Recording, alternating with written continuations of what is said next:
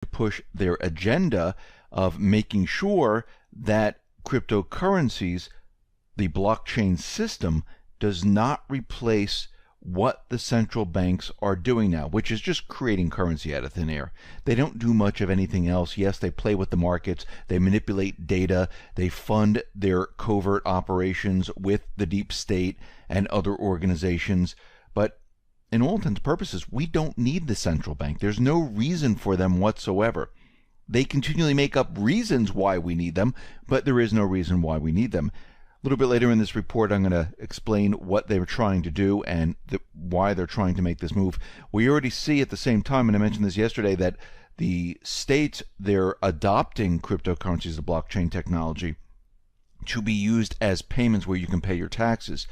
Corporations are looking at it saying, you know something, you'll be able to pay for products using the blockchain technology, and soon you'll hear employers say, you know what, we're going to start paying people in cryptocurrencies. Now, which one of these are going to be? It might be Litecoin, it might be Dash, it might be Bitcoin. We don't know as of yet, but they will be using the blockchain technology. There's thousands of different cryptocurrencies that are out there. Just like when the internet first came out, there were a lot of websites, a lot of businesses starting up, and most of them didn't make it. Same thing's going to happen here in the crypto market. And we can see right now there is a battle going on of who is going to control this system in the very end. The central bankers want it to be them. They're going to continually to demonize the blockchain technology, especially Bitcoin and any other cryptocurrency. They're going to tell us we need regulations. They're going to say they need to control it. They're going to put it down. And on the other hand, you're going to see states, corporations, businesses, the people pushing for cryptocurrency to be the system that the people run. And the central bankers at this point and the banking system, they won't be needed. But we see out in the UK, the Brexit right now is being pushed. We know they had a referendum, and the actual negotiations, they could easily run up to the deadline in March of 2019 when Britain is due to leave. Now, if no agreement is forthcoming by that date, both sides might agree to extend negotiations, but that only seems likely if there's a good prospect of an agreement. Otherwise, Britain leaves and falls back on the World Trade Organization trading rules or does away with tariffs altogether. Now, May's greatest problems are likely in dealing with her own advisors, senior civil servants, those individuals who are Keynesians, and they don't want the UK to leave the central banking system. Now, we can see at this point, time is short, not only given the Brexit timetable, but ideally it must be concluded or at least set in stone before the disruption of the next crisis or global credit cycle. And they are really running out of time at this point, because we can see that a lot of things are starting to break down. And they have until 2019. They would like to have this done ahead of time, but of course, every time they try to push it ahead, the EU, pushes back, and it's very difficult to get anywhere. And we see why, because the central bankers, they're going to do whatever they possibly can, because nobody leaves their system. Nobody breaks away, especially when they created it for everyone to be within it. Just like now with the crypto market, with the transition, the central bankers are going to do whatever they have to fight and keep everyone in their system. And any country that is outside of their system, well, they become the enemy. We've seen this before. We see Amazon is doing something very interesting. They're cutting about 100 jobs at the Seattle headquarters. And this is very odd because they're booming in sales and they're laying off people. And there's different stories that are going back and forth saying that Amazon, they were subject to this New York Times bombshell article that was back in 2015 that described a workplace culture where employees were constantly pitted against each other and managers were expected to be on call day and night. The culture reportedly emanated from Jeff Bezos himself, who has frequently pushed for the company to cull inadequate performers. Amazon then denied the story, but the Seattle Times say managers are under pressure from Bezos to weed out the lowest performing employees, and this is what they're going with right now. Maybe there's something else that's underlying this whole entire thing, but we see at this point something is definitely going on. We see Trump, well, he has released his $4 trillion budget proposal, and there are many different things that are within this proposal. We see there is a $716 billion for defense, which includes a 2.6% pay raise for troops, $80 billion in IT and cyber funding, as well as $210 million for technology modernization fund, nearly $17 billion in opioid-related spending in 2019, including $10 billion in new funding for HHS, requests $18 billion for border wall construction, and there's a whole list of other things going on here. And we can see what is happening here. And a lot of people are getting confused, saying, well, this is not going to help the system. This doesn't help with the budget. Remember, this fiat system that the central bankers have created here, it's pretty much dead. Take someone who is going bankrupt, and they know they're going to be going bankrupt. Many of these individuals say, you know what, let's put as much as we possibly can on the credit cards. Let's spend as much as we can because we know we're going to end up going bankrupt, and all of this is going to be wiped away. The system that we're in right now, well, it's the same thing. The Chinese know this. This is why they've been selling their treasuries and using the dollars to build their infrastructure. Here, might as well use the fiat dollar system to build your infrastructure, to pay for all this, bring it up to a level that we need to bring it up to.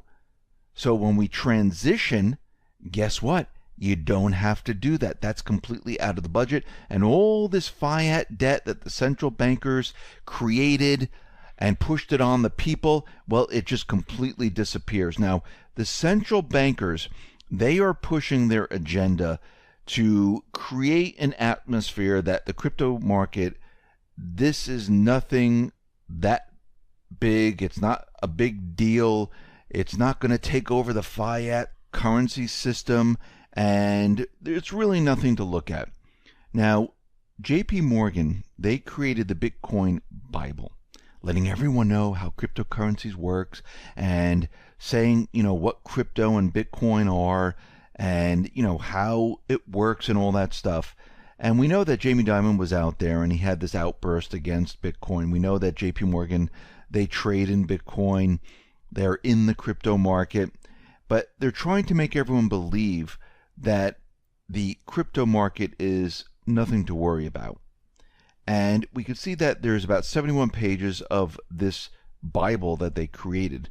And parts of it says, giving the hurdles of cryptocurrencies, they are more likely to be used as an ancillary payment method rather than gaining traction as a primary source of exchange. While seeing a potential for the deployment of the underlying blockchain technology and payments, we do not see cryptocurrencies competing with the central bank issued money for lawful transactions. It's very interesting how they put in there bank issued money for lawful transactions, because what they've been trying to do is they've been trying to show that cryptocurrencies is used by criminals, terrorists, and it's unlawful.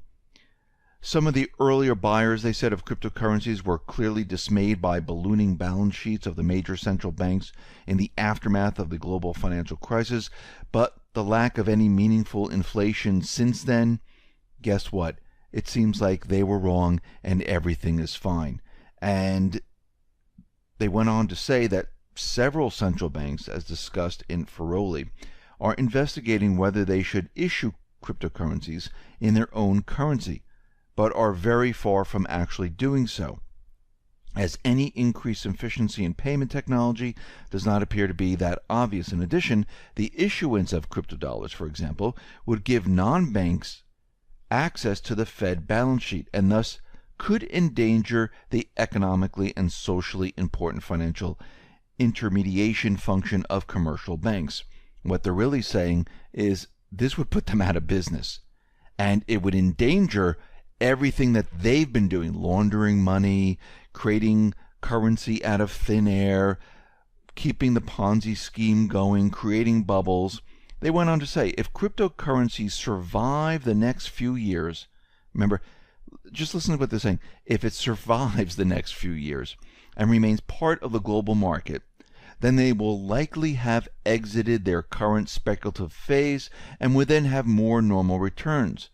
Volatilities and correlations based on its historical performance, cryptocurrencies can be 10 times more volatile than core assets like stocks or than portfolio hedges like commodities.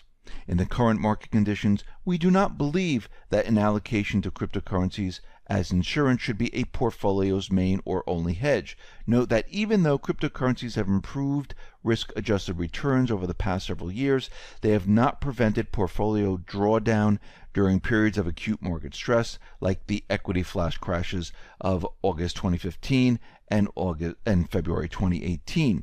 So they're using those downturns in the cryptocurrency to say this is why you don't want to use it. So basically they're trying to steer you away, saying yes, there is a place for them, but it's not going to replace what the banks and the central banks do. Then we move on to the IMF, where we have Christine Lagarde.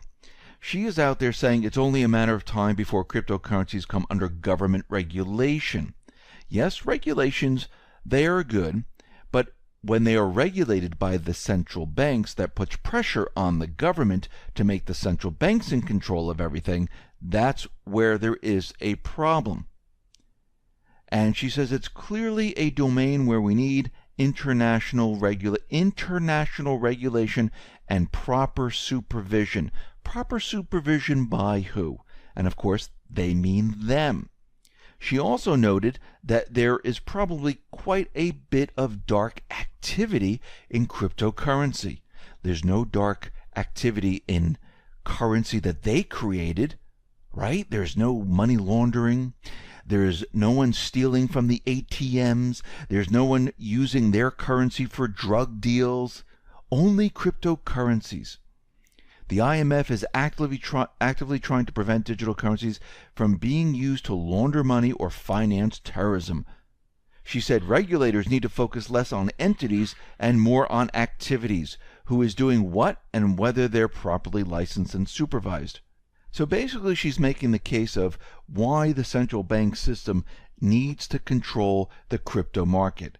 And we can see already with Jamie Dimon with his Bitcoin Bible saying that, yeah, there's a place for cryptocurrency, but it's not going to replace the central bank. Then the IMF coming out saying, yeah, all you people that want cryptocurrency to replace us, it's not going to happen. Then we have the New York Fed economists out there.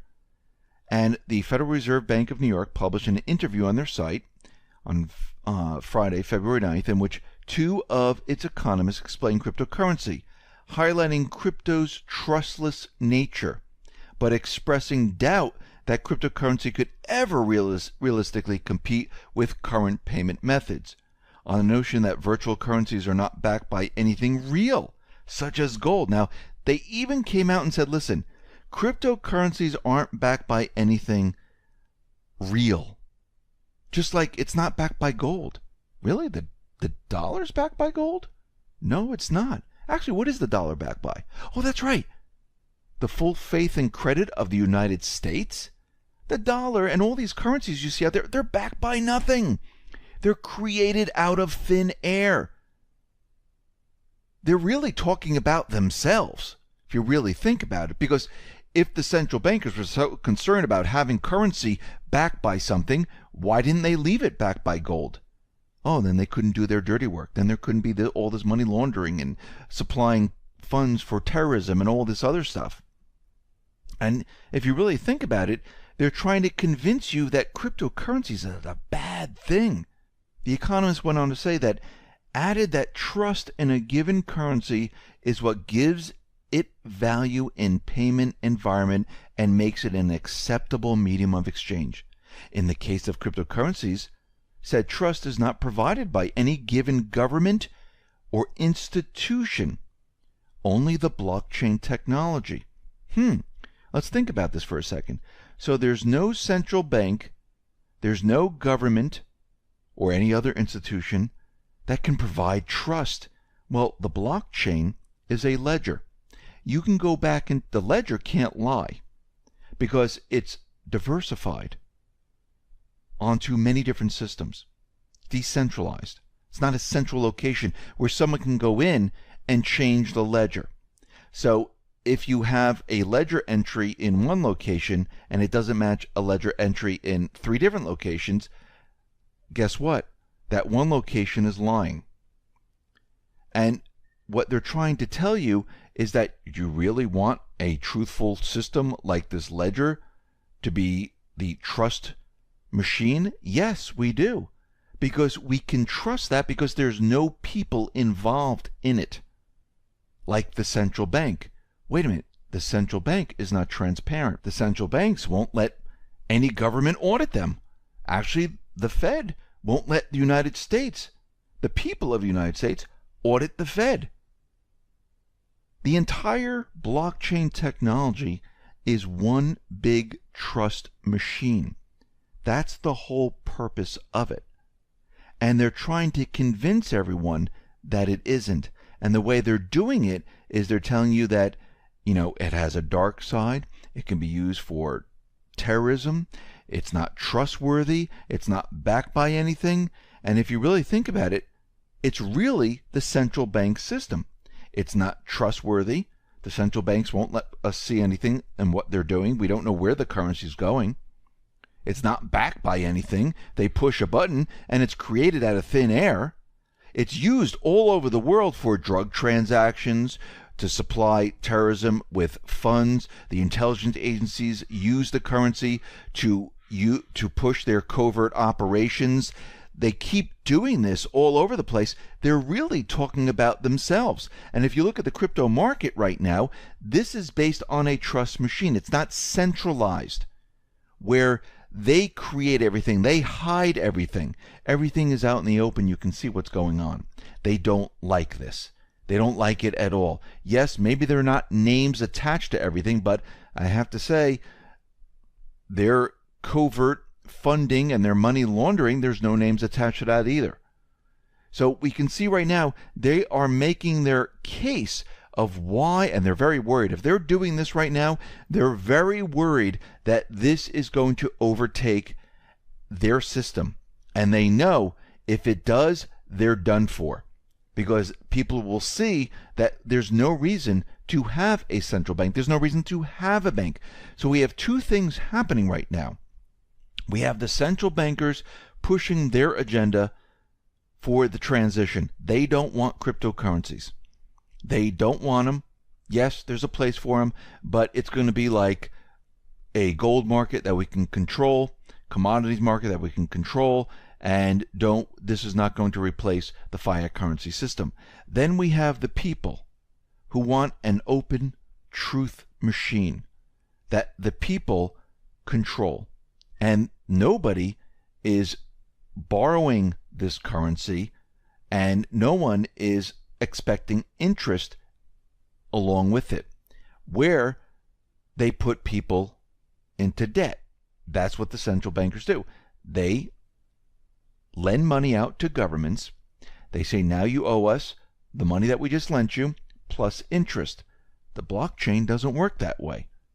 And again, this goes against their entire system. So we're going to see this battle rage right now between the truth machine, which is the blockchain technology, and the central banks who are going to try to damage it. And I do believe they're the ones who bought a lot of Bitcoin. They made Bitcoin go up. They sold it off. They made it drop because they wanted to show the volatility, because that's the only way, and this is the only thing they can do to make it look like it's scary. Because if you see this, that is scary. But guess what? In an open free market, this is really how it works. A controlled market, everything looks like everything is great, but it's an illusion, because as soon as they want to bring it down, the whole thing falls apart. And we see right now, this is what they're trying to do. They're trying to scare everyone. If you notice, every time they try to bring it down and show people that it's too scary, it shoots right back up. Because they really can't control it. They're trying to with futures. They're trying to do it with, everything that they're putting out there now, but it's all failing. So we're going to see this battle rage on as we move into the transition, and hopefully we transition away from the central banks, which I believe this is the direction that we are moving, and we transition into the blockchain technology where the people